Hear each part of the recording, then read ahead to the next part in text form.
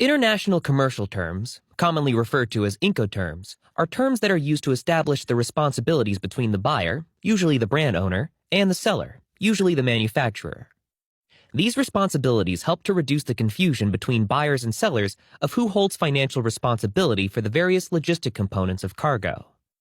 These terms also outline who is responsible for the safety of the goods and when that responsibility transfers. Ex Works, known as EXW. The seller is only responsible for the goods at their facility. Free on board, known as FOB. The seller is only responsible for getting the goods onto the boat at the port. And the delivered duty paid, known as DDP. The seller is responsible for getting the goods all the way to the final destination of the buyer's choosing. These are the most commonly used terms as they offer the simplest explanation of each party's responsibilities. Manufacturer's initial pricing is often quoted as Ex Works or free on board. Once the buyer provides the final destination, sellers can usually provide delivered duty paid pricing.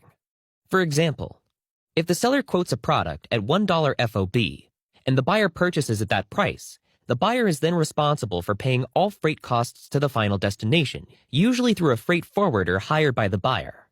The buyer also pays customs and clearance duties separately and is required to have their own import bond.